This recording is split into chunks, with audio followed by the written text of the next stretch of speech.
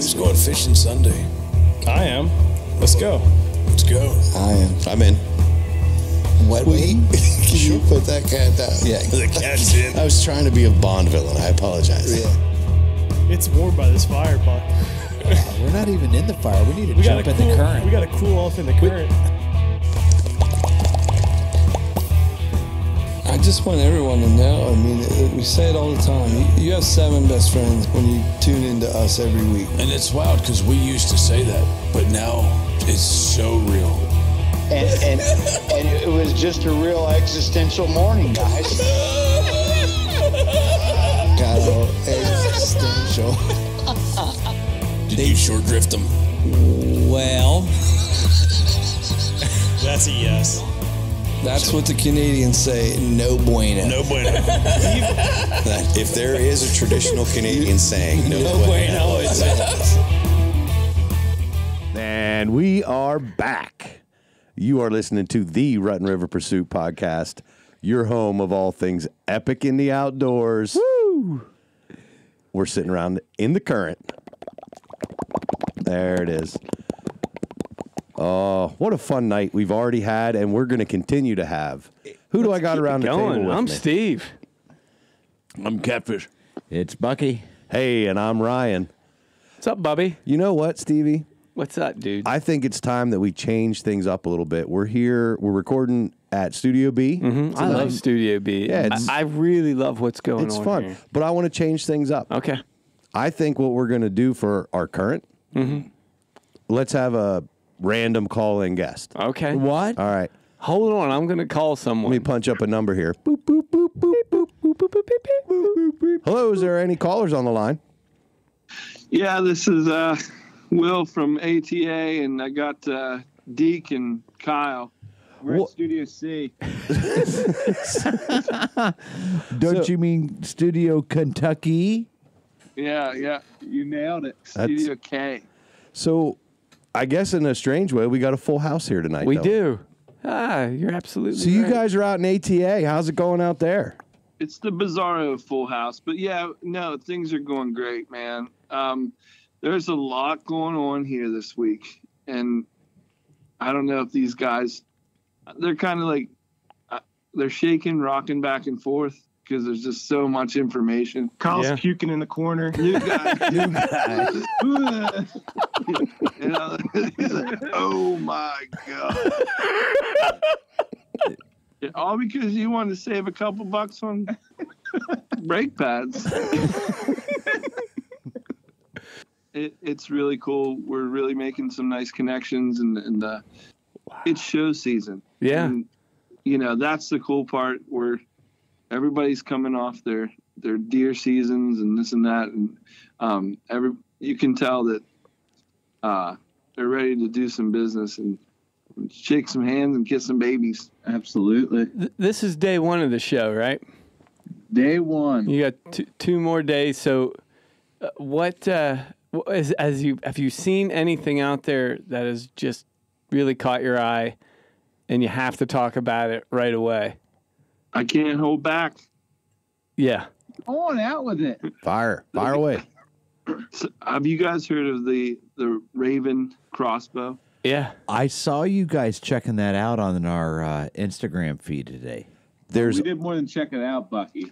They got a new Raven crossbow. And that was the coolest thing, Will. When you showed us that on Instagram, I was like, okay, they fixed the problem, because the only thing I didn't like about the Raven was the overall length of it. They dropped some length on it now, man. Length? They dropped a ton of length. Well, that thing looks awesome. For the people that were at work when all this was going down and sorry. didn't get a chance to see it. What's the Raven crossbow? Let's talk to them. Yeah, talk to them a little. It's, 26 inches long? Well, let's go back a little bit. Ryan was worried about the overall length of the Raven crossbow. Which is already like this. The original was one of the smallest. Probably on the market. the pickiest guy on the planet. No. Next thing I'm going to say is you don't like onions. I want to clarify that, Deaky. I'm not talking axle to axle length. of the crossbow. It's one of the narrowest. lengthwise. I think even lengthwise. It was pretty short. No. Not axle to axle, it ain't. No. Not front to rear. Yeah. Anyway, You got to get out and kick those tires, bud. No, anyway, I'm just joking around, but that thing is like it's actually like they call it a bullpup style crossbow, where they brought the launching mechanism back behind the trigger. That is awesome. Loving it. A really cool feature is the decocking mechanism. You do not need to shoot to release tension on the string. There's actually a mechanical decocking mechanism, which is pretty cool in crossbow world. Yeah. Cool. What else? There's a lot of bows. I was shooting a lot of bows today. I would be surprised at the Archery Trade Association show. You know what I was the most surprised of at that archery trade show day one? What's that? How do you run into KVD? Oh, he's a bow hunter. Okay. Deke pulled some strings. Yeah, we just were talking in the aisle, you know. Oh, yeah. We're walking down the aisle, and next thing you know, Deke's gone. He said, "Excuse me, I gotta go see my friend." I didn't know that was a thing. He doesn't do that very often. Yeah. He never And does usually that. when he runs away, he comes back home. Yeah, runs away for a few days, few minutes. Yeah. Well, but he came back, so I guess now we know it was meant to be. With a boat or a Bass Pro we didn't know he knew. It was one of those situations where when the guy's out of his element, you can't put your finger on who he actually is. And Yeah. I mean, he's, he looks like the magazines. Like that's, it wasn't like Tall, dark, and handsome. If you see him on a boat, you know exactly who he is. If you see him With in a a jersey and all that. yeah. If you see him, In dressed like an Civvies. average guy, yeah. If he the is. aisle away with his wife, just having a nice day. And, until Deke met up with him. yeah. He's having none of that. That's He's enough a to jam very anyone nice up. guy, though. Yeah. Super Cool. I mean, he took the time to talk to me. I'm nobody, and he was nice to me. Like we knew each other for years. It was great. Wonderful. Cool. That's cool. That's very cool. I tell you what, DK, your string of luck with Bass Pros is becoming Knocking them off, legendary. man. Just I'm meeting them and shaking hands. Dude, it's like of lore now. Lure. Did he give you a nickname too? Geeky. No. We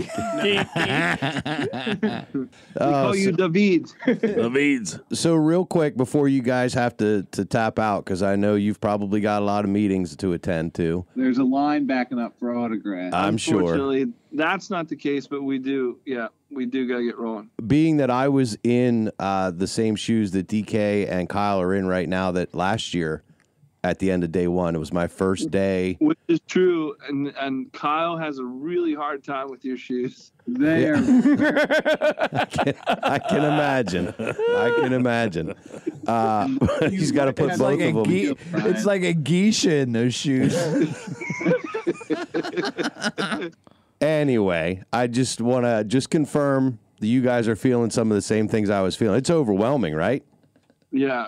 It's very overwhelming. I mean, the show overall layout and atmosphere is, we're somewhat used to with the Great American Outdoor Show, but just the overall sheer volume of high level people and products, it's out of this world. It's all there, yeah. Plus, we got to meet, we got to hang out with our old friends, Randy from Better the Hunt, and the Bone Cold guys. Yep. We got Blaine, the Bear Whisperer, who was actually on the show. Yeah. So it's awesome to go through those guys and put a face to a name. Mm-hmm. Cool. Well, you guys are definitely getting it done, so keep up the good work, and just so Kyle and DK know, by the end of day 3, it'll all kind of settle in and you'll be in a groove, but that's also the end of the show. Right. Awesome. We will, man. Thank you so much. Thanks, guys. Oh, hey, stay away from the truck stop meatloaf, boys. On the way home, yeah, watch that. how was the drive out? How did the new ride do? I mean, We had some snow. We couldn't get into a garage. It's so high. Nice. It's just Yeah, parking garages are tough. Nice. Louisville. Cool. All right. Tell Carrie hello for us. All right, guys. See ya. Peace. See you Hey, guys. we love you. Yeah, later. Those guys. They just wanted to call and rub it in. It sounds It like they're sounds heading like to it. a party. You know, as we do a lot on this podcast, I'm glad. let's take a step back. Yeah. Let's take a step back for a second. If people haven't heard the podcast about last year's ATA, where Ryan was buying free hats, That's the way to do it. Yeah. I mean, if you're going to get a free hat, you Those might are as my well. favorite for hats to buy. we were driving through snow out there last year, and it sounds like they hit some of the same deal.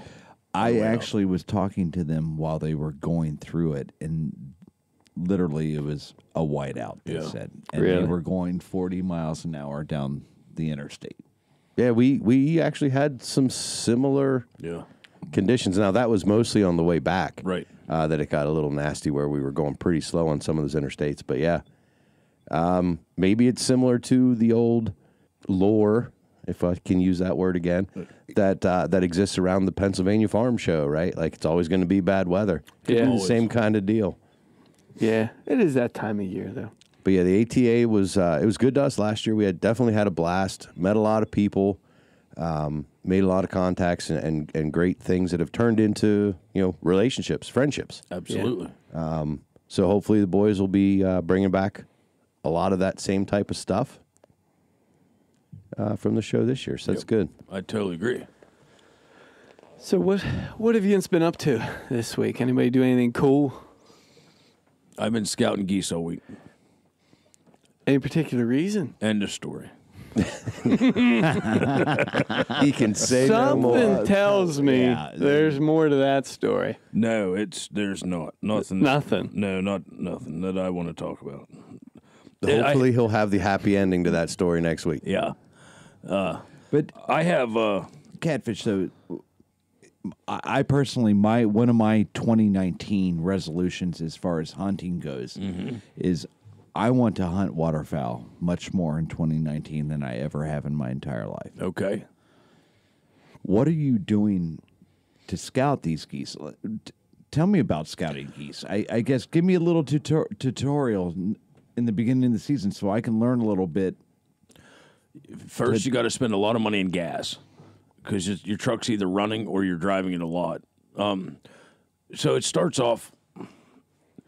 You got to follow the geese, which takes a lot of patience. It's a lot like deer hunting. Is you got to wait till they get off the lake or the body of water wherever they're at. In my case, it's the lake. And you got to learn to fly. Yes. So do they overnight on the water? Do they prefer to do that? Is that It depends on the weather. Okay. We were outside not 10 minutes ago, and we heard them flying. Yep. So, yeah. For me, they typically, you always have some that seem to take off within an hour of dark or, of some sort, or in the morning. So whatever you're scouting them, you're either like out west, I know they drive around a lot in just glass fields to try to find where they're going. For us, it's when they take off, you try to follow them with the truck. Eventually, you will follow them. You'll lose them because you have to take roads and they don't. So they'll get out of sight. And then you kind of pattern what time that they were leaving if the weather don't change. And then you kind of try to pick up there the next night. You're literally sitting where you lost them, waiting for them, and try to follow them again. Sometimes they're hundreds of yards from the lake in the next farmer's field, and sometimes they're 2-3 miles from the lake. But wherever these geese go night after night after night, morning after morning is called an X. You can't always know that you're going to have permission to hunt that field. So you have to follow them, find where they're landing every day, so they're feeding, and then try to gain permission to hunt that field. So there's a lot to it. Sometimes it can take all week in order to hunt Saturday on an X. Now, you can hunt Saturday around the lake and hope they come out in whatever direction. We've done it. Stevie saw it, but you can miss it by 500 yards, 800 yards, or you can hear them and not see them. But when you find an X where they want to go, you can have, between the lake and yourself, when you're sitting on the X, you can have 20 people hunting between you. and they won't go there. They won't get them. When geese want to go somewhere, A to B, they're going to get there. That's where they're going. So the best place to be is to be where they want to be. And it's typically where they were the day before. And so what messes an X up is either A, people hunting them and spooking them getting spooked. Right on. Or they run out of food, or a giant weather change. So, like, say they leave the lake A and they want to go to the X, which is B, and the weather doesn't change. They won't really change that a whole lot unless there's a giant weather change. They're flying out of the lake and you're hunting on the X. It starts to snow that day. They could drop in a field before the X because they just want to feed now. Yeah. So, luckily for me this week, I didn't have to go very far. The X wasn't far from the lake. And the 45-mile-an-hour winds today didn't change any of that, you don't think? Today changed a lot. Yeah. There's a lot of factors today that changed the X. But, yeah, so we've been watching geese all week. I have a friend, Aaron. We all have a friend, Aaron. He's associated with GP Calls. And, good friend. We've been talking to him for years. That's Grit Pack Game Calls, folks. Yeah. So I don't really know how to say Aaron's last name. Yeah. I think it's, Geeseke, or I don't want to, make him upset. He's a big fella. So yeah. Geese is part of it. Yeah, Geese. Aaron Geese. That's what we're going to call him. So he's coming down to hunt Saturday. So we could have hunted this X. We could have hunted it in an evening and killed some birds. But I'd rather just wait until Aaron can come down Saturday and everybody can get together. So that's part of sportsmanship. Why, instead of me and my friend, me and my buddy Chris, instead of us killing 3 or 4 geese, wait till Saturday when 6 of us can hunt together and then everybody can get on the X at once. Right on. So here it is Thursday night. We're out scouting after work, and 4 guys that are relatively new to goose hunting. You could kind of tell we're in the field tonight on the X trying to hunt them. And that's probably all it took to move the X for Saturday. So disheartening after a lot of work, but that's part of waterfowl hunting. For what it's worth, I told Stevie we shouldn't have set up there. Yeah, thank you guys. Our bad. I was getting cold, and I had to get up though. So, but honestly, if your 2019 resolution is to hunt waterfowl more, scouting is no different than deer scouting. It's time consuming, and you have to be committed to it every night, every morning, whatever case may be when you can do it. But if you want to get out to waterfowl hunt more, you can find a lake like the lake that I live at, or Lake Cadorus, or Lake Redmond. Sometimes it's really great to find a lake that you can't hunt because there'll be a lot of ducks and geese on it. And then find a property around it and try to play the wind. So a lot of times ducks and geese will get up on a lake and they'll fly into the wind to take off. And they'll circle and they'll fly with the wind. I did say against the wind to take off. Yeah. Yeah. And they'll fly with the wind to head out. It's just easier for them, and because it's easier for them to come back with the wind, and they like to land into the wind. So if you can hunt downwind of that lake, that body of water, that creek, wherever they're at, a lot of times you can, just, I don't want to say get lucky, but you can get to an area where a flyway is very prominent. If you have, where there's a group of waterfowl at. So that's what I would say. I would say find a body of water where they're at every day, and try to find a property near it to hunt it. And then that's the same as scouting. Set up and hunt, and then you watch and like, man, they're going over that farm every night. That's where you want to go. Move. Just keep on bird dogging. I'd be interested in trying some duck hunting on creeks, like on creek beds and stuff like that. That would be cool. It's absolutely fun. Do you do some of that? Do you just creep up and down the creek like that? Yeah, you can creek jump. Which is so you can combine some things too. You can go shed hunting, like super slow. You call it late season scouting. We've been through this. Yeah. And you can creep up and down a creek bed, especially have twists and turns in it, some thicker woods. And you can find wood ducks, mallards, things like that in our area, different species of birds in other areas. On a creek bed that may not spook. They may just swim up the creek. as you're walking super slow, they'll just watch and, you may be able to very easily get into shotgun distance. And a lot of guys do that. They walk up and down a creek bed and try to sneak up on birds. If you can find some farmland where these creeks run through, that's the best place to go. That's more like what I was thinking. I've heard stories or I read articles somewhere, but like guys are setting up on like a horseshoe bend in a creek, and they've got decoys out and stuff, and they're basically hunting like a blind, but it's in this bend in the creek. Absolutely. And you see these ducks are coming in, and like they see the decoys, so they're flying. No, I got you. That looks like it would be something pretty cool. Yes, I misunderstood. I thought you meant like actually walking, jumping them. But yeah, I did too. No, I'm thinking setting up like decoys and stuff in a little ground blind, but you're either just one on of them the edge sound of the creek. A lot of fun. Cool. Yeah, they do. And it's the same thing. Like let's just say, for instance, you're driving down Route 94, and I know our listeners might not know where this is, but it's a backcountry road. And so there's a place called N94 on that. Mm-hmm. So right next to it, you drive over a bridge. If you go over that bridge and look to your left down the creek, it's not abnormal to see geese and ducks down that way. Right. So if you go down this creek bed, so you're driving around the country and your home state, and you do that, and you look down and like, oh, wow. If you go down the creek and find a place to set up down there, like, for instance, N94 has a hard right turn, and then it does have a horseshoe right there. I only know that because we hunt there.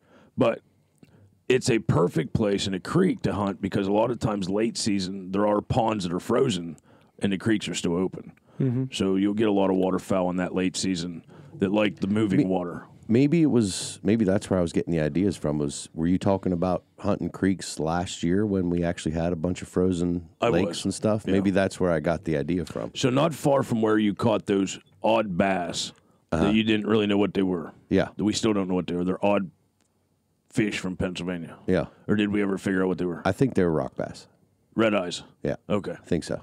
So if you go down further than you can see at dog legs to the right, almost to 90, and then there's two big horseshoes there.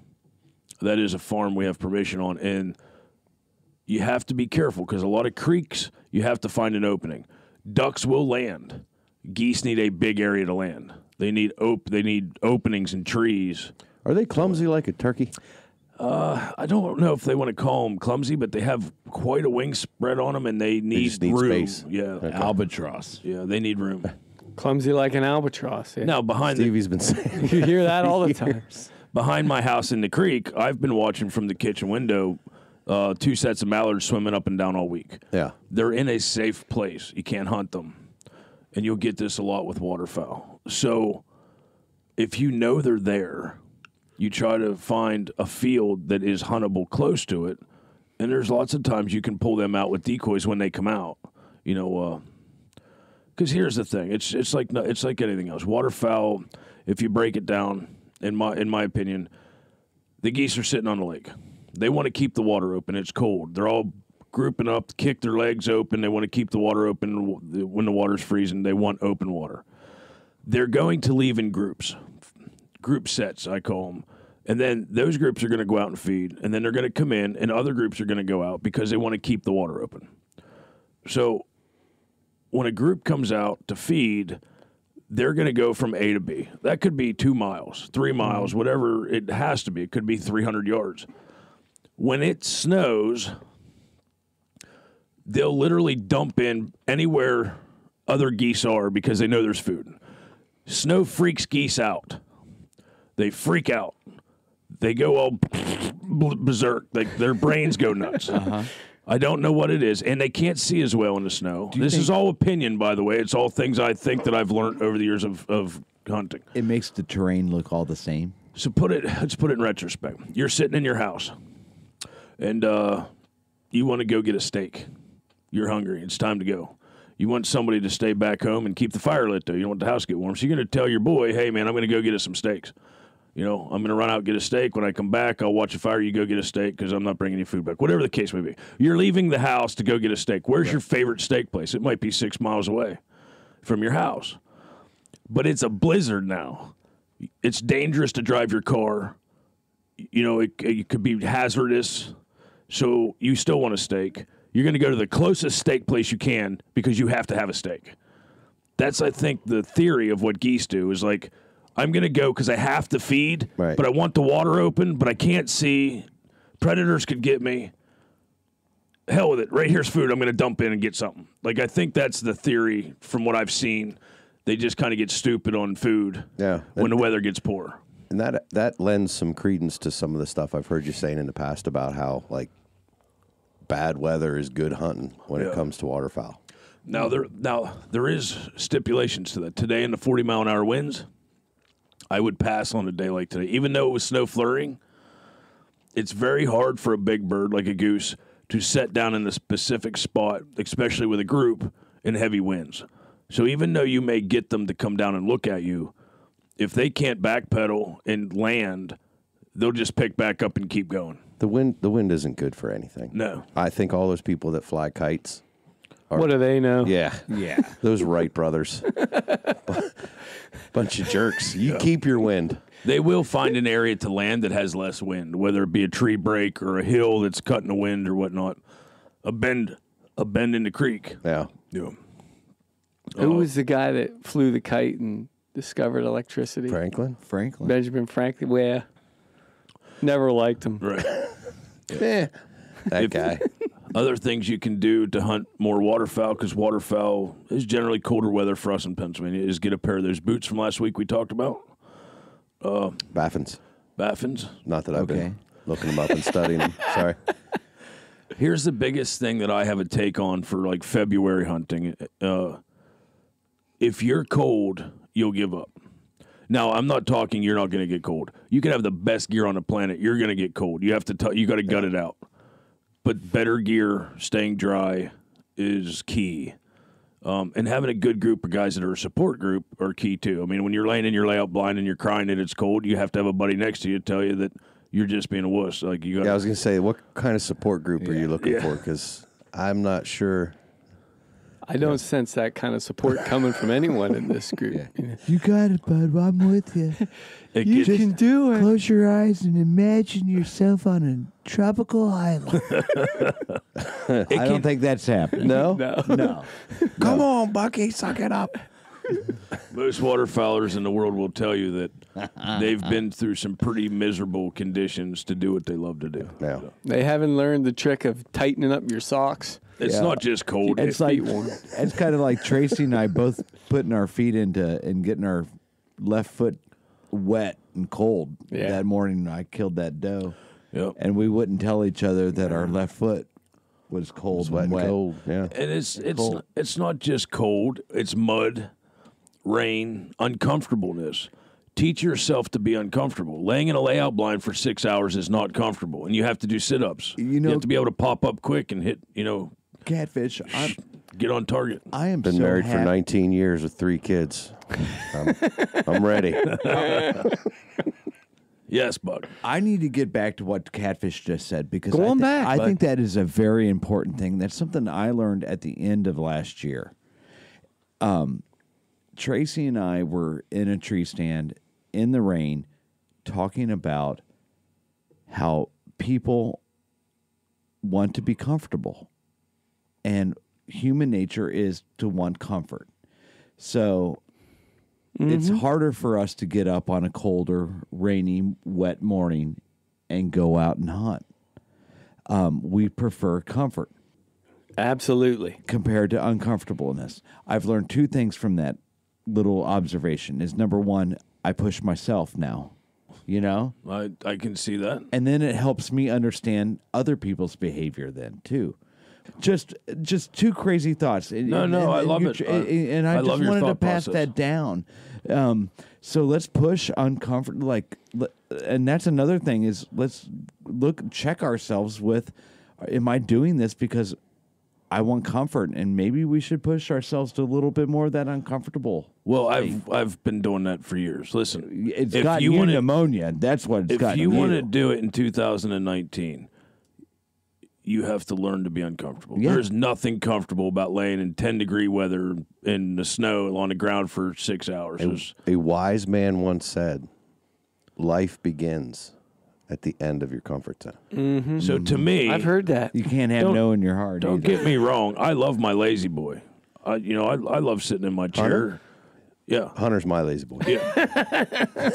However, there is something, to steal a quote from Ryan, there is something to be said about getting up at 2 a.m., drugging decoys out through a frozen field, muddy field, whatever, and waiting till daylight and sitting there. And the more uncomfortable I get, the harder I have to fight, the harder I have to push. And when you're with a group of guys that are pushing, like that are just fighting that hard with you, it all goes away when the geese come. And so what it teaches me is that my human brain can actually do it and turn it off at any time I want to. Yep. I can turn that pain off, the cold off anytime I want because the geese made it happen. So if you can learn to do that on your own, and it's tough to do, it takes practice. It's not fun. It is not fun to freeze to death. It is not fun to be covered in mud and your gear being ruined. But we do it day after day because we love it. And once you get to the point where it's something that you crave, the uncomfortableness. Because you know what may come, and it's not a guarantee, but then you know what's going to come. I think that you've found euphoria yourself as a waterfowler when you crave the uncomfortableness. Yeah. Yeah. Bucky, I took a little sneak peek at what the Better the Hunt topic hat is tonight. Yeah. I confess. It almost sounds like he did too. And, well, He I done think you may first have time some back, more. and, yeah, I think you may have some more to add when we get to that. Really? Yeah. Interesting. Yeah. That's all I'm going to say. Yep. A little foreshadowing. That's all I'm going to say. I would say too, real quick. Last thing on that: if you're gonna do more waterfowl hunting in 2019, don't rely on other people to call for you. Do the work and practice. It takes time to learn to set your decoys up and set blinds up and play wind, but you can't do anything if you can't call. So to get proficient in calling is an art in itself. But if you do the work, it's really not that difficult. I've got the goose call. I have that Mo Crack. Did you get a Mo Crack? I have a Mo Crack. Did you? I'm going to go for a duck call. Yeah. This year. That's one purchase that I need to get. Let's go. Cool. I'm ready to hit the river too with this. As much as I love hunting with other people and waterfowl hunting, to put a ghillie suit on and hide in a ditch drain like a rock outcropping, just a stranded pine tree in the middle of a field, to hunt geese by yourself is a super big challenge, and it's something that I've found extremely rewarding. There's no high fives. No, there's no talking to keep each other warm. Please, Ryan, I mean, you were a Marine. What is it like to endure pain and know you did it? Like, even though you're with a group of people, you did it. Yeah, it's that sense of accomplishment. Yeah. It adds a lot to it. The way that you just described, hunting geese by yourself in that ghillie suit tucked in the ditch, that's the feeling I have with archery hunting. Right. Like, I love you guys, and we will go put on deer drives. We will go goose hunting. We can go sea duck hunting. We can go fishing till the days are over. But when it comes to archery season, you're probably not going to go with me. Right. It's something that I do on my own. But here, let me ask you a question, though, honestly. Think honestly. Do you do your best, absolute best, sitting still, focusing, hunting by yourself? Oh, yeah, absolutely. Yeah. You just kind of get to another level when it's only you to do it. Right. Yeah, and we've talked about this a lot on the podcast with the group, and, the camaraderie and the memories that we're making and all of that stuff. For me, my sitting in a ghillie suit goose hunting, my version of that is a tree stand in October. Right. With my bow in my hand. It's just, that's kind of my thing. And that's not to say if you guys want to do something and we'll go out and do a little group outing, I will definitely do it. But most of the time, when I go archery hunting, it's a solo mission. See, that's what I like about fishing, because I can go with a group of guys, but there's always that period during the day where it gets quiet and we all get in. Like, that's when I can get into my own head. You hit your little own spot in a river and and you make it your own. So you catch a fish and Stevie jumps in behind you. Yeah. Bucky, we've spent a lot of time together outside. I'm not sure I've ever remember the time where throughout the day when it got quiet and you could get in your own head. Oh, I did. He went under the water once. maybe I'm a little bit more verbal when I'm in that state. I don't know, but Nah, I'm sure. No, I get that reflective. happens. Yeah. You're naturally like that, though. That's kind of your... That's kind of where I live. Maybe I'm more verbal about it while I'm going about it. Probably. Because I want you guys to do it, too. Mm-hmm. What do you have going on this past week, Ryan? Well, for me, I decided, since I never even had a chance to pull the trigger in rifle season this year, there's only one thing for me to do this week, and that was reload a bunch of ammunition to get ready for next year. Because if I didn't have a chance this year, boy, that means all bets are off next year. You talk about an itchy trigger finger. It started in my palm already. Oh, I can see it shaking from across the table. I'm going to be unhinged. You're going to need medication for that come April. Yeah, so I decided to fill up the ammo boxes. How'd that go? Pretty good. There's a bit of a learning curve. For me, I reload rifle ammo. You know, I've got some die sets to be able to do handgun loads, some stuff for my ARs. But for the most part, when I'm reloading, it's hunting ammo. Mm-hmm. So I'm doing 50 rounds about every 3 years. Yeah. There's a learning curve. Even when you know what you're doing, you forget. You got to have a little bit of a refresher. One tool I will tell you guys, if anybody's interested in getting started in reloading, that you must have. Yeah. It's called a hacksaw. No. It's called tomahawk. It's called a bullet puller. Funny you said tomahawk, Bucky. It's called a bullet puller. It looks like a hammer. Yeah. And you load the bullet in the back, and you actually beat it against the ground, and it will knock the bullet out. Then all the powder pours out. Because it's kind of like if you're cutting wood as a I was going to say lumberjack, but as a carpenter. Oh yeah. If you cut it too short, you can't add the wood back on. Right. Same deal when you're reloading your rounds. If you end up going too short, there's only one way to start over. You got to pull that bullet. Bullet puller. Bullet puller. You can't just shoot it out. No. Nope. I guess the big takeaway is I got my ammo boxes filled back up. Yeah. And had a lot of fun doing it. You're ready till 2022 now. I should be. As far as my 7mm, I still have a bunch of brass over there for my son's 243. We'll get that stuff loaded up. We'll be good to go. Yeah. Is that fun for you? Is it another cool thing to do outdoorsy that's indoors? That's indoors? Yeah. It's actually, weather. Yeah. You know, in this kind of weather before I met you crazy fools that are into ice fishing. Yeah. This is what I did in my off season. You know, I got a pile of arrows that are sitting over there that need to be refletched. I got ammo that needs to be reloaded. Like this was the time of the year that I spent all my waking hours when I wasn't at work down here in my office, just prepping for when the weather breaks. Yeah. So I'm still doing some of that, but waiting to ice fish too. I'd like to see that process. Stevie, are you getting any fishing in? No. No, lunchtime, it's been here or there. No, work's been really crazy the last year, and between work and the weather, no, not really. But we did get. Speaking of weather, we got a major cool down here the last couple days. Are you getting excited? So I'm going to stop by the lake tomorrow just to see what's. It was really windy. I don't know if we have much ice on there or not, but hopefully we might get. If there's at least a little bit. The good news is it's not going to rain.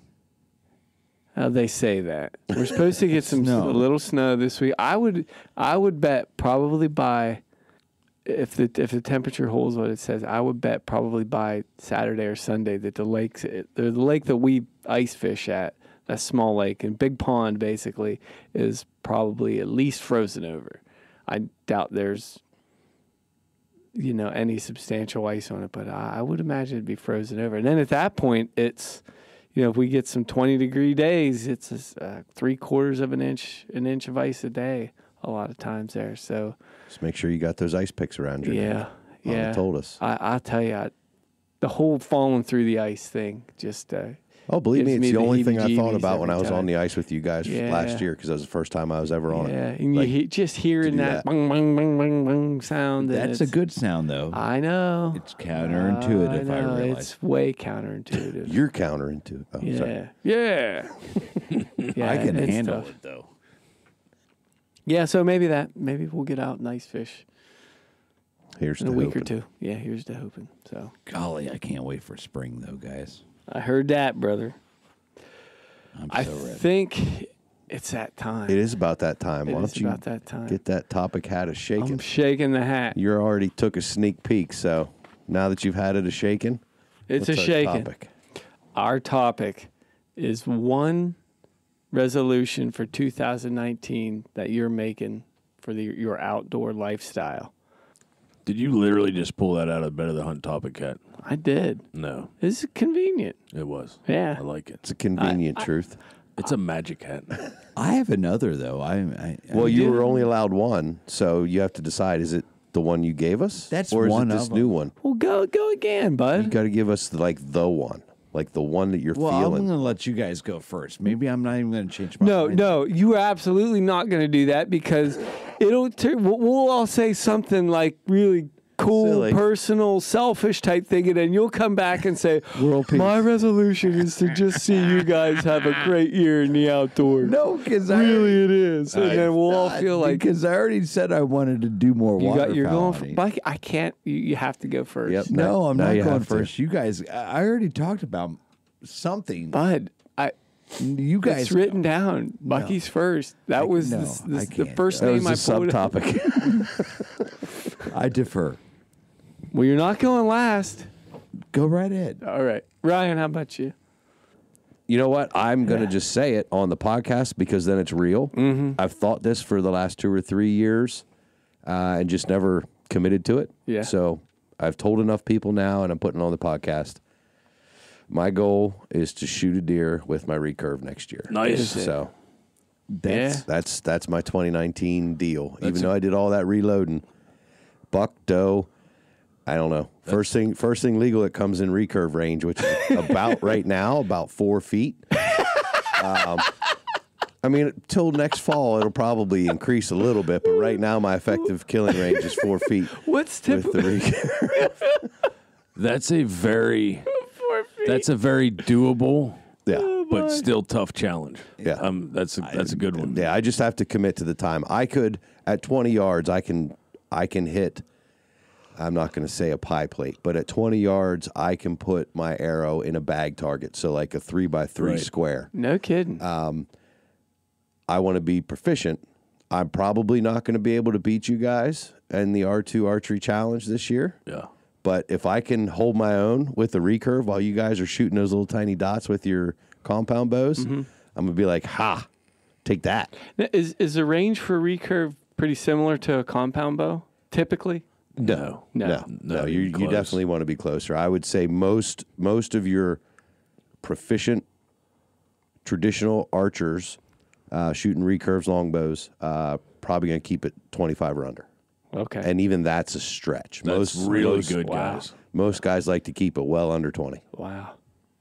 So I said I'm my just- effective range is currently 4 feet. I'm just thinking about like how Andrew Spittle drew that picture about the trapping, how he has Yeah. to get something into a 2-inch, Yeah. for hunting other than trapping. That's probably as taking close as you're going to get to a trap hunting. The thing is, if I would have, and this is what I think every year, and this is why I, like I said, I've thought about it every year for the last couple. I shot a doe this year in archery season. Right. She was 14 yards from the base of the tree. So it's doable. I could have shot that doe with the recurve if I would have committed Yeah. last year to put in the time. Absolutely, that was a chip shot. That is- Chip shot. That's concentration and just practice. Yep. As far as equipment goes, different arrows for. It does not have to be. No. I have different arrows because they look like they're wood. They're still carbon fiber.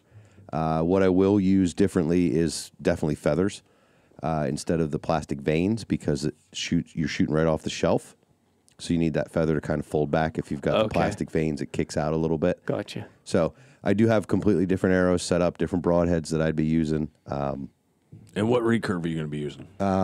It's a Bear Kodiak. Yeah. And it's 45 pounds at 28 inches. Well, if you need somebody to come practice with you, 55. I'd like to shoot mine some too. I haven't shot mine in years. I have a Martin Maverick. Okay, yeah. Yeah. Yeah. Cool. That'd be good. I haven't shot mine in years. Yeah, I actually used it for bow fishing for a couple of years, but You did? Yeah, but it would be good to shoot it again. Yeah. It's the tough thing with shooting recurves is you don't generally get, unless you're in like a little group of guys that like shoot them all the time. It's hard to, shoot a recurve with a bunch of guys that shoot compounds all the time.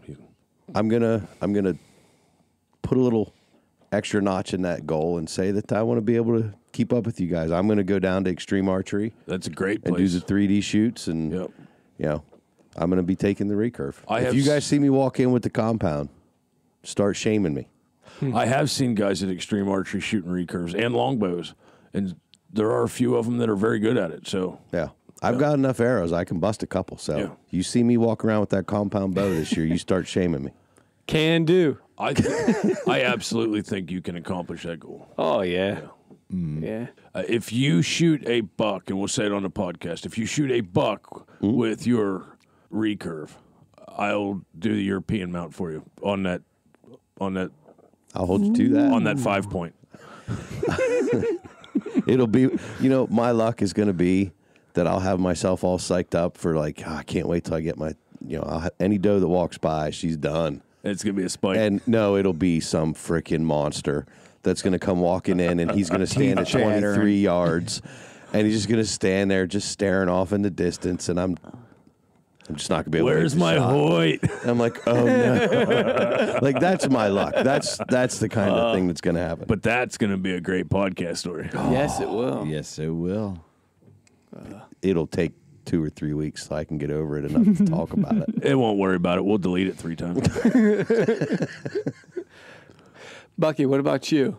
Goals for Well, I already resolutions? mentioned that I want to, in hunting, be more of a waterfowler. Yeah. I thought long and hard about this other one. I started off in the evolution of that process of saying I wanted to fish more. Yeah. But I honed that in even more so, and I want to be known as a river rat. Yeah. This next year. I want to learn that river. That is the premier body of water in this region. You have... And I have a boat. Well, here's the thing. And I work downtown. Weekends, during the week, there's no reason why I'm not fishing that river every day. Yeah. Yeah. Here's the thing. You should sell your boat as much as you love it, and you should buy a boat with a jet on it if you really want to do it. You can get top dollar for that boat. It's in immaculate shape. And guys who fish rivers, if you put that thing on Craigslist, around here on the East Coast, somebody will eat that thing up. We tore it up at Racetown. It's such an amazing. You could get everything you want that's in that boat with a boat that will go more places on the river. Because what you're going to do is tear that boat up, and then it's not going to be worth anything. Yeah, and that's why I've kept it out of the river. I'm just going to throw this out there. Did some post-Christmas shopping, trying to spend some gift cards. Mm-hmm. And there may or may not be a boat with I think it was a 80, might have been a 50 jet. Yeah. Sitting inside Bass Pro Shop that looks like it is just ready for the river, buddy. And I don't know about you guys, but swinging $150 a month payment like it's slapped on the front of that thing, it's a pretty good deal. Fuck, that's a chip shot for you. Well, especially if take you a trade in. Well, they will. They Actually, would. they will. I'm actually. sure. Which will take that $150 a month payment down to about $40. I think it's Jeez, over you like. blow that in the vending machines, it works. I think it's Stevie, over like do you 16 think you could years, be my but- numbers guy on that? We'll crunch the numbers. All right. Stay tuned, folks. I'm trying to work in getting us a matching set of Thanks those, for- Bucky, because I'm working on that one. Too. Are you? Thanks for helping my me live my dream here. I don't know if Go many check it people out. know this about me, but I do nothing all day at work but stare at boats. For 10 years, I have memorized almost every boat from here to Houston on Craigslist. And in our area, there's like On a daily basis. there's like 50 used boats with jets on them right now on Craigslist within from here to Baltimore. There's a lot of them out there. I know you like the brand new stuff. No, I don't have to. Yeah. It's cool, bud. You get a brand new one. get a No, brand new one. that boat I have now is used. I bought it used. I have no. Well, problem. they didn't use it much. No, they did not. 'Cause See, that's what I like to find. Yeah. And that's why I like that. But The only reason that I struggle with the Craigslist thing is because it doesn't come with the price breakdown and show you what your financing payments would be. Like that stuff, if they'd put that on Craigslist and do some They should financing do for me, that. I'd be all in. That's the problem with Craigslist That's is they Craig, don't do I walk- financing. Hey, I walk Craig, around with. listen up here. My problem is Get I some walk around financing Bass Pro breakdowns. Shop with $100 in my pocket, and I see that, and I'm like, this thing's $150. Only $50 more. I looked at Hunter. I'm like, give me $50 and we're taking it home. We're only having it for 30 days, but we're taking her home. That's great. They can't repo it if they can't find it. Steve, Yes, sir. what's yours? I almost hate to ask it because not even hate to ask. I'm afraid to put it on you because it could be a conundrum for you this year. It is fishing or hunting. It is. It's neither, to be honest with you. Camping. Well, so my kids are starting to get older, and my kids are 4, 6, and 8, and they love being outside. Like they just love being outside. My oldest son loves sports, and my 2 youngest kids, they just love being outside. Like I'd rather be doing. They love the Nintendos and the Segas and whatever kids are playing now, but when given their choice, they'd rather just be outside goofing around. But they're still not quite. When we're near water, my one boy will say, "Let's go fishing." We'll fish for 10 minutes, and he's done. And then a couple hours later, "Let's go fishing." We'll fish for 10 minutes, and he's done. We went. They just stocked Cowan's Gap Lake a few weeks ago. We went trout fishing up there, and it was cold. And literally, it took me longer to get this stuff ready before we went up than we spent there. So they're not quite at the point yet where they're really dedicated. And I don't know if they ever will be, but they do like being outside. So I'm hoping, or my objective this year is to get them out more. And we do love camping. We just love it. And because of weather, we were only able to get out about 6 times this year, which is nothing. Because it was so dry. Yeah. Yeah. Yeah. And it was. There were a couple weeks where we were pretty frustrated because weather said it was going to be a washout, and it didn't rain at all. And then a couple times we went and it wasn't supposed to rain at all, and it was almost a washout. So hopefully we have a little bit more of a normalized season. But we've just had a blast just camping, and the kids love it. My wife loves it, and I started cooking. Trying different ways to cook while we're camping. Our camper has a stove and a microwave and an oven and all that stuff, but that's not fire. Fun. Just cooking over an open fire, and that's Get the little mountain pie makers out. Oh yeah, Nice. Yeah, and you can with those camping trips. A lot of campgrounds have streams. They do. They do. Or around bodies of water might have a pond. It might be a great way to kind of start.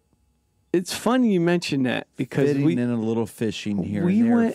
It's hard for me to tell my wife, "Hey, I'm gonna sneak away here and go fish for a while." But if one of the kids says, "Hey, Dad, let's go fishing," we're in. Mm-hmm. Welcome to my world, buddy. You're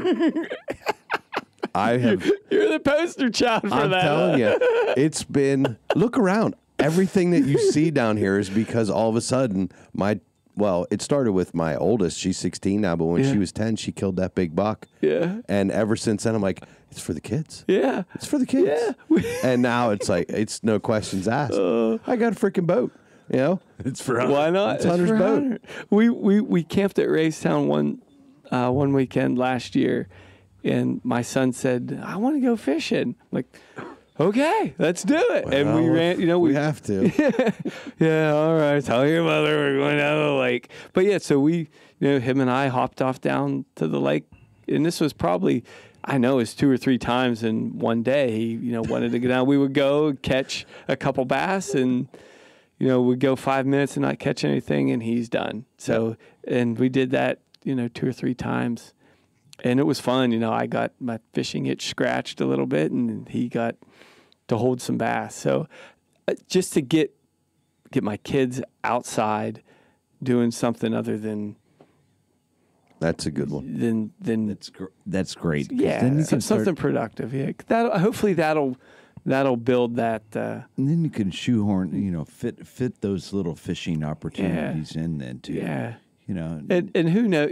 My one son said he wanted to. Just a few weeks ago, out of the blue, said, "I want to go hunting with you," because I tell them about Catfish and Will and Ryan. You guys taking me hunting, and so you don't think they're listening, but they really are. And he said, "I want to go hunting with you," and because I brought home Catfish gave me the tail feathers off a pheasant, and we still have it. It's in my garage, and they looked at it for a while. They were loving to play with it, and. To quote David Kyle, the plumage. The plumage. They thought that was cool. And kind of a side story here. I gotta thank you guys a lot. I should have brought this up earlier, but my son had a school project to build a teepee. And this is hilarious. I thought it would be great to build a teepee with a real deer hide. Oh yeah, because I don't. Teepee. Yeah, I don't know what Native Americans used to build, but it sure wasn't a tarp from Walmart. So that would be funny though. That would be funny. So I talked to the right group. Ryan gives me some strips of leather. Catfish gives me a deer hide, and I really felt bad. We made this pattern. We built the teepee frame. My wife cut this pattern out of construction paper, and it fit on there perfectly. And me and my son went to the garage and traced it out, and we cut out the deer hide. And the whole time we're doing this, he's laying all over this deer hide. I love it. This is so comfortable. I love it. I love it. And he was just as thrilled as anything over this deer hide. So we get it cut out, and I said, "Give this to your mom." And he runs it inside to his mom, and she says, "It won't fit." Like, what do you mean it won't fit? It's the exact same as the pattern you gave me. The hair's making it too thick.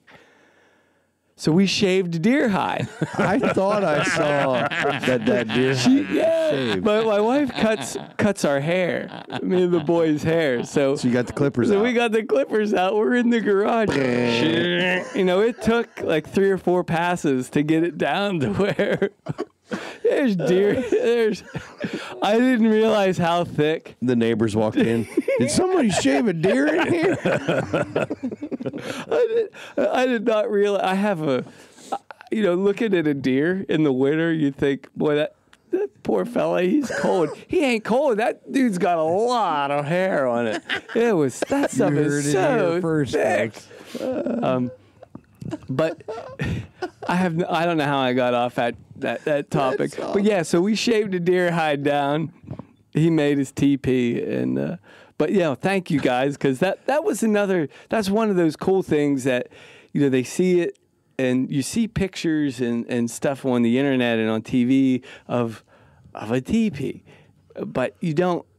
And I'm guessing that's how they wrapped it. It had to be some kind of animal skin, right? It's a buffalo skin. Yeah. Well, they didn't use their electric clippers to They shave. did not do that. That much is for sure. But it gives them a greater... hides, buffalo hides, Yeah. Yeah. It gives them a greater appreciation for how it actually was. And so that's kind of... Maybe, I guess, to sum it all up, my resolution is to give my kids a greater appreciation for the outdoors and try to give them more opportunities to learn those things, that we've all had the chance to experience. Mm-hmm. Very good. And for me, camping is one way to do that. So to sum it up, gateway. You're planting the seed. Yeah. This summer. Yeah. You talk about me. You give me junk about going last and showing us all up, but. Look what you did. To quote Catfish, touche on you. He says that all the time. Uh-huh. Touche.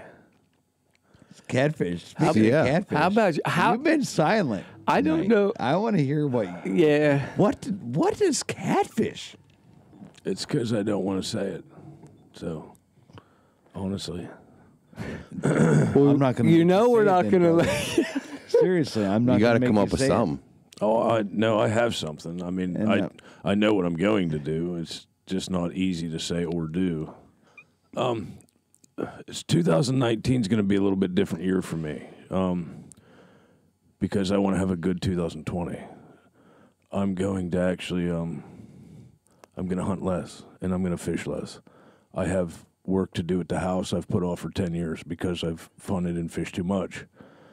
I have projects and house falling apart, and I have to work on, like hunting and fishing wise, me and Lacey are going to work on some rifle skills for her, and we're going to practice some archery together. But I'm going to try to work on myself so that I can be a little healthier for 2020, because I've actually struggled a little bit this year with things I didn't struggle with before, breathing and being worn out. And because I like to push through the cold and stay long hours up and, hunt long nights or whatever, that's my 2019 resolution, is I have to take some time for me this year to make sure that I have that seed planted so that I can hunt later with you guys. Was your guys' goal to get me to tear up right now with your resolution? Well, I told you I didn't want to say it, but I mean, because just being honest, it's an honest 2019 resolution. Because Catfish, I couldn't help but think back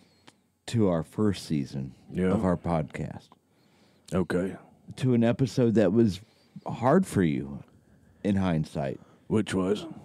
Ryan Motter podcast. But I never did it. I just kept pushing. Yes. But again, like I just got done with Stevie, is we planted a seed back then with you. Yeah, I don't know if this has anything to do with that. This has to do with me and the way I feel. It's going to be harder for you to do this than it is for any of us to do more. I'm actually, to be honest with you, I'm afraid of it. Yeah. Yeah. It's easier for me to hide from my projects in life that I have to do by going to do what I love. I can disappear hunting and fishing very easily, and I don't have to deal with any of that. See, I have the opposite. But I hide behind my projects to prevent me from doing what's fun. Yeah, well, this year there's some things that just need done. And here's a wild thing. Like, in my younger life, I enjoyed working on my house. I enjoyed putting the broken rock wall back up, and I didn't enjoy just fixing the ceiling. I have to learn how to enjoy being in my house and working on my house again, and I've lost that. To the point now where you walk in my house, there's some real issues that you can visually see, like, dude, he doesn't take care of his house. And they need fixed. We got some flooring issues, and, the staircase needs worked on. Lots of little things. The deck needs restained. These are things that take weekends. Yeah. And in order to do them, I got to take a weekend not to fish. I don't think I took a weekend last year not to do something. If I wasn't at Dad's house, we were doing something. Now, granted, come topwater bass season, all that will go away again. But there are going to be gaps. Like after the Great American Outdoor Show, that's what I'm going to do. And I even started this year. I didn't go predator hunting this year, really, at all, because I have been fixing some things. So I've already started this. Yeah. I've had 6 cookies every morning for the last 5 years at work.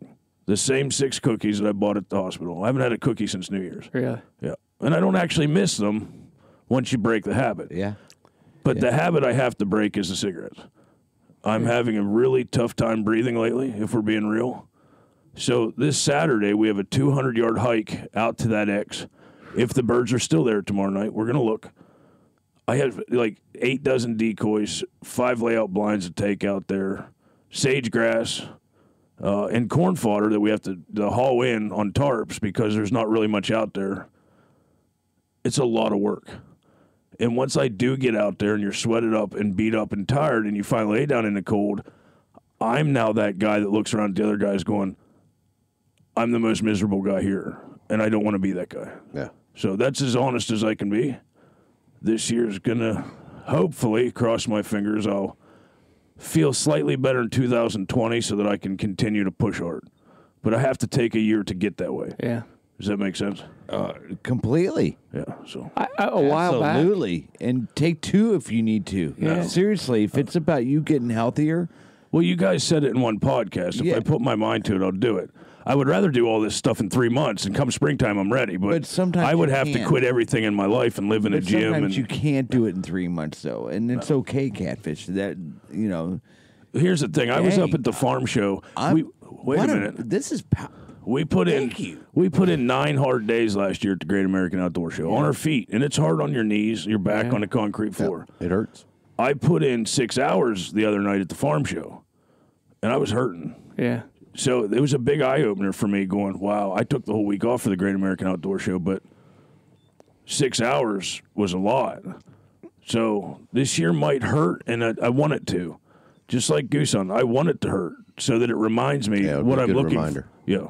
But we have each other to help. We talk about, and we're talking about it more going into it now, and I think we're more open about our limitations, guys, and we're leaning on each other, and I love it because we're a team, and to me, that's what I'm really getting fired up about is I think 2019. Look out, people. I have R2 pursuits are going to run over you because we're coming together more as a team. When we do that, good luck because it's easy to break a stick. You bundle those sticks together, it's hard to get an even chainsaw through a bundle of sticks. Is it? You need. I got one more. It's even deeper. You ready? We're gonna just end on this. My 2019 resolution is to outfish DK and Ryan in Sodas Point, New York, because they both good luck. They both stomped me last year. And I may have to borrow Stevie's wedding ring that has the line cutter on it. Steve will help you out with that. In fact, I think he knows how to order more. One fish broke off this past year. One fish. Wasn't it like 2 or 3? That wasn't mine. Now, I broke off probably 40. Yeah. But one fish that I was helping someone else with. I think I actually added to your story. I'm sure of it. Because how'd you do that? On our shad trip that we went with the boys, I think Will was sending one down, and you were netting it, but I touched the line, and it broke off. Oh, that sounds... And I think you got credit for breaking off one of the shad, story of but my I think life. that one was almost all me. Yeah.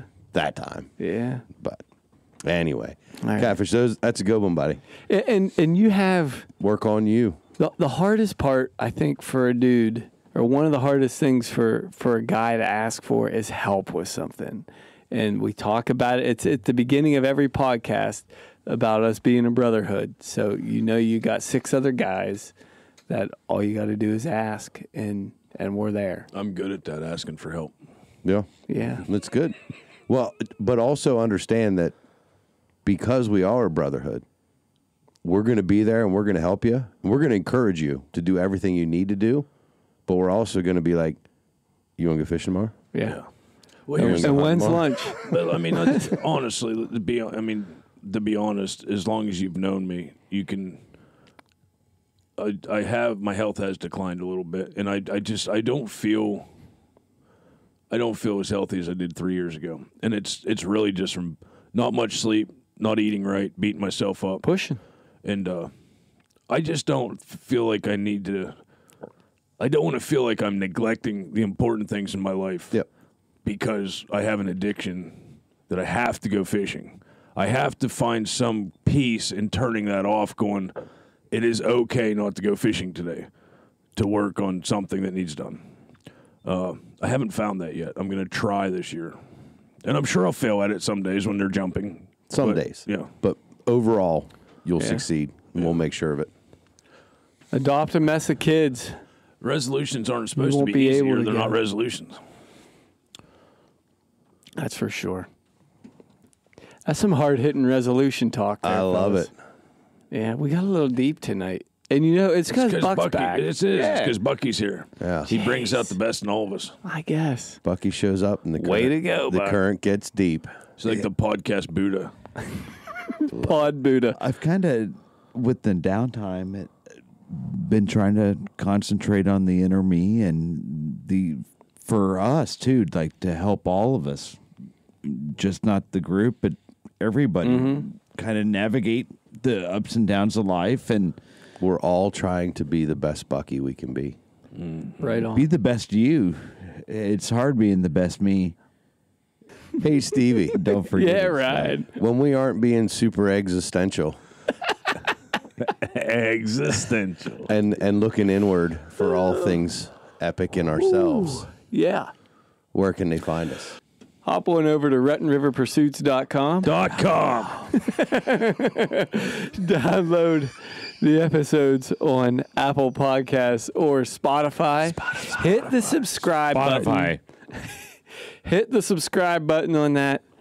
Don't wait and download each episode every week. Just Please don't. hit the subscribe button. Get on it. Check us out on all these social media platforms: Facebook, Instagram, Twitter. Rutten River Pursuits. And check out our YouTubes. Rutten River Pursuits podcast. 2019. We're in it, and we're in it to win it. Absolutely. Love it. But like Bucky said, you're going to get steamrolled and then chopped up 7 different ways And or ran something over. like that. And ran over. And ran over. And then we'll push you through the sausage stuffer. Amen. And a whole new you. And some casing. A new casing called you. You. Oh, bless your hearts. 2019. All right. All right, guys. Come and get Oh, Stevie's barking in the background. I hear him. All right. I love it. See you, boys. Love you. We have to say it. Well, how are you going to edit that now? Oh, it's all right. I'm not. Yeah, he's not gonna. It'll be all good. It'll be great. Did he give you a nickname too? Geeky. No.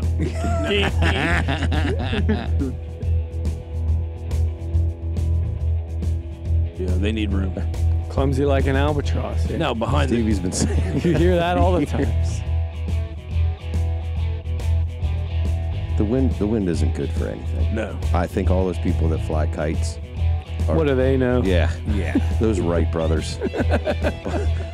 Bunch of jerks. You keep your wind. Bucky, we've spent a lot of time together outside. I'm not sure I've ever remembered the time where throughout the day when it got quiet and you could get in here and head. Oh, I did. He went under the water once. I